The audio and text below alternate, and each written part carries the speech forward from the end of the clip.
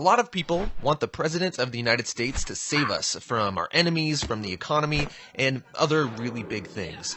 So we're trying to figure out, what kind of power does the President really have? To answer that question, we sat down with George Edwards, distinguished professor of political science and a leading scholar on the presidency. The President has much less power than people think.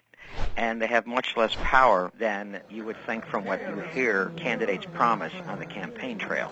And I don't mean that the promises aren't sincere, because almost always they are. But presidents, once they take office, run into some pretty hard realities. And the first reality is that they rarely can act unilaterally. They share power primarily with Congress. And Congress often, in modern American politics, is populated with the opposition, as it is right now. And so presidents come in and think that after 2 years of campaigning, they must be pretty persuasive fellows. After all, they won the big prize in politics, and they've been basically doing nothing but talking for 2 years. But that's a bit different, because you are simply drawing a comparison with another candidate. And that's different than convincing people to support a particular piece of policy. And it's almost always the case that the public doesn't move in the president's direction, or it actually moves a little bit in the opposite direction. So presidents generally fail in their efforts to move the public, and therefore they don't have the kind of leverage that they want in moving Congress.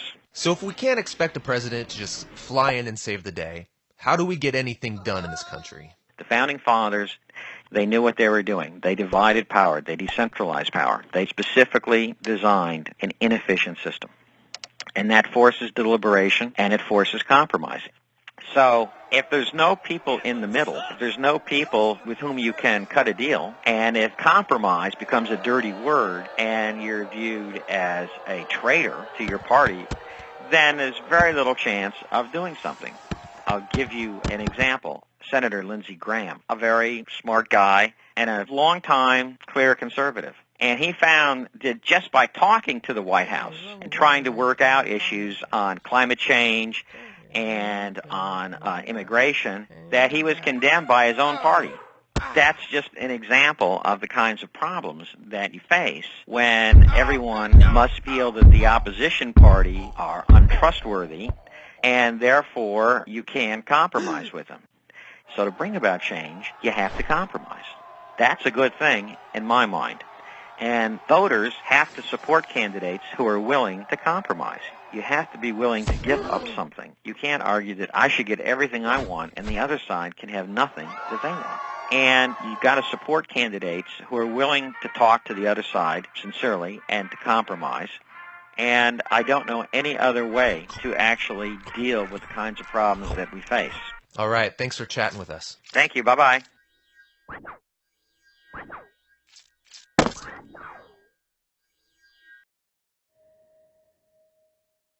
To me, what the American dream is that no matter what your background is, what country you're from, what income background you're from, that no matter what, you can be anything you want to be. And for the most part, I think that's true. As long as you work hard enough in this country, I think you can get where you need to be. The economy may be tanking, but according to a new national poll by the New York Times and CBS News, the American dream is alive, if not entirely well. If that sounds contradictory, well, it is. On a sunny spring day, we asked some people in New York City for their impressions of the American dream. I think for me, the American dream is just to have a great family and a great home on the beach somewhere, and just have enough means to support myself and my family. I want to become a lawyer, and then I want to be a judge.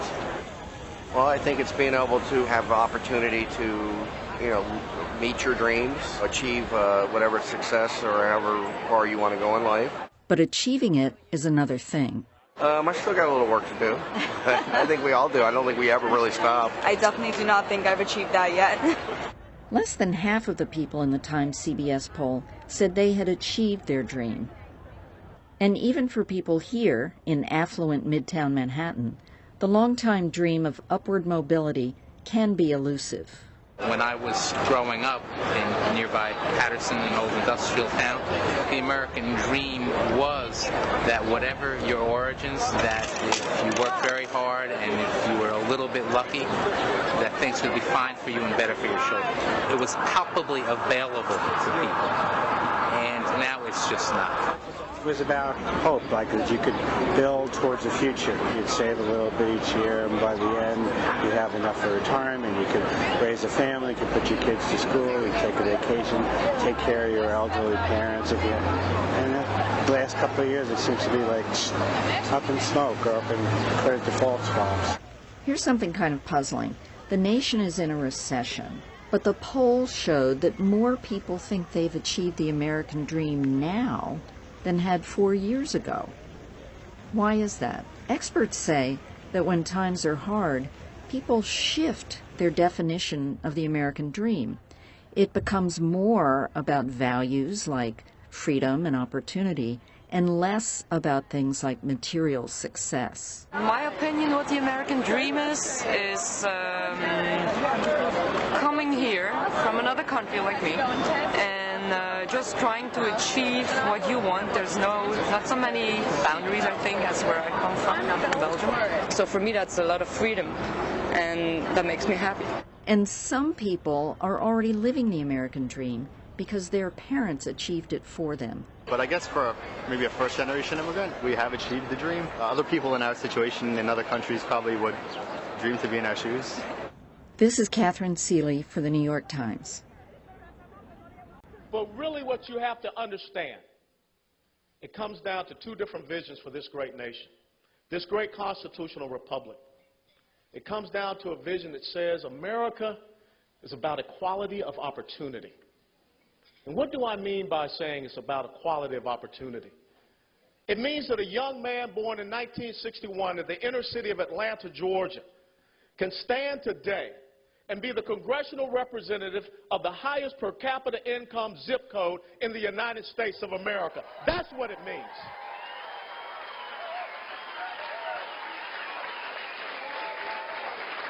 It means that 51 years ago, the beaches that my parents could not walk upon. The Bill of Rights is the collective name for the first 10 amendments to the United States Constitution. These limitations serve to protect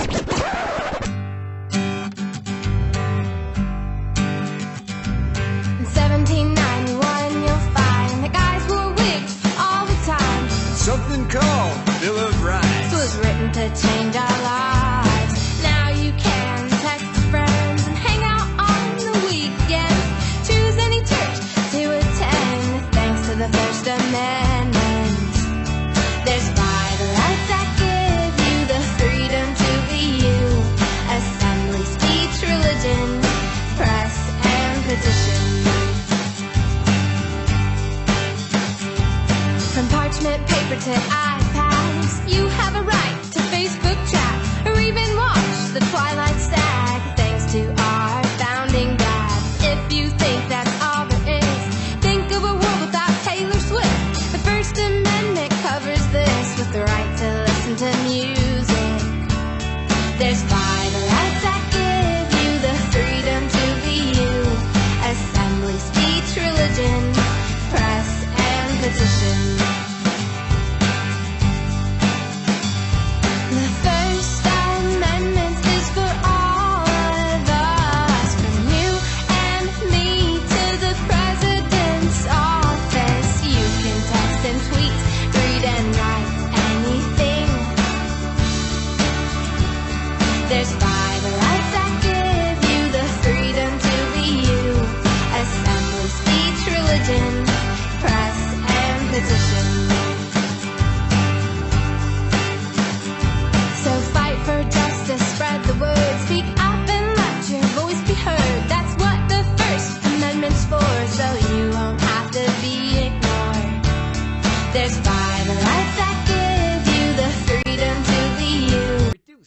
Recycle, in that order.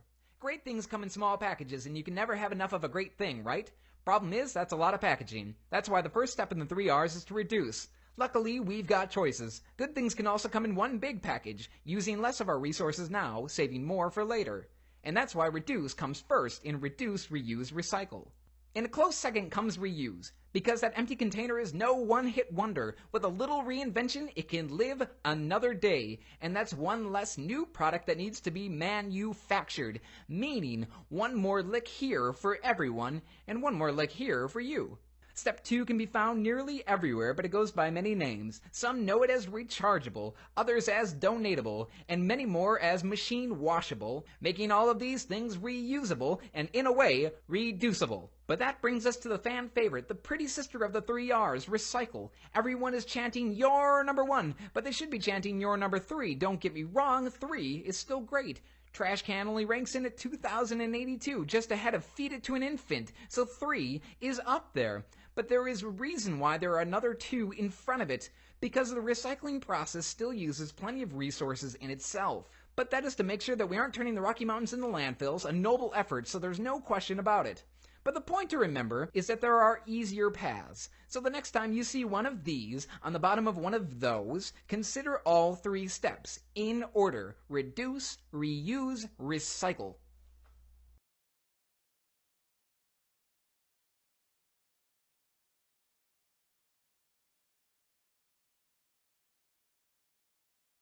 Good afternoon, everyone. My name is Devontae Lawson, a junior here at Bethune-Cookman University, double majoring in finance and accounting. Based on what me and Brandi discussed about search warrants, she taught me that we as citizens of the United States could not be improperly searched without a legal warrant. And with that being said, I think she was reiterating, saying that like if we get pulled over by the cops, or if we're like in our home, like a cop can't just show up and say, I'm going to search your house. They have to have proper documents saying that they want to search our home.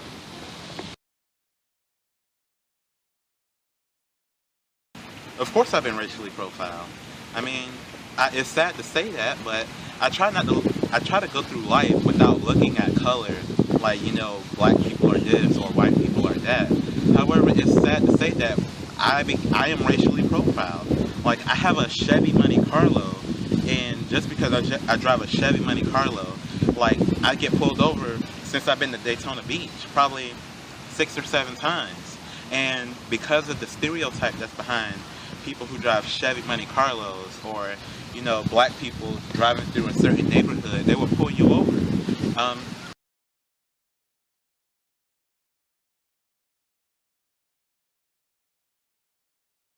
I'm Reverend Alphonse Reff, pastor of Raymond AME Church in Minneapolis, Minnesota. Yes, when I was 18 years of age, I had to take a test to vote. In fact, I had to go down 3 times to take the test because blacks was not allowed to vote then. And also in New Orleans, we experienced a lot of Jim Crow laws because whites and blacks did not have the opportunity. New Orleans was a segregated city when I was coming up. So yes, spirits had stands all over the place, white and colored.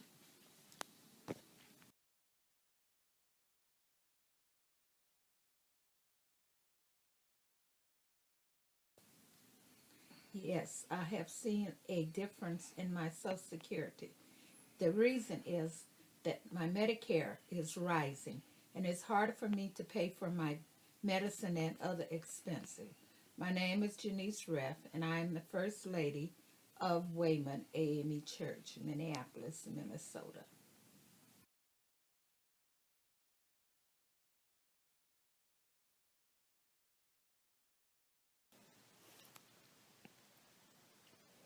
Hi, my name is Trina Reff, and I work at Children's Hospital and Clinics of Minnesota. How do I feel about sales tax? And do I feel there should be sales tax on everything? I don't mind that there is sales tax on things. I am glad here in Minnesota we don't have sales tax on clothing or on food, but on some things there is sales tax. I don't mind, but it would be nice to know exactly where those tax dollars are going. So I don't mind sales tax at all. Next question is, do I ever feel like the national debt will decrease? I do feel that the national debt will decrease, but as an American citizen, I feel that we will never be out of debt because the debt is so high, and I just feel that the American government spends money on different things or really doesn't budget the money wisely. Like, for instance, they spend it on the war and just different things that I feel that they could spend it on other things like education. So that's how I feel about the national debt. Thank you.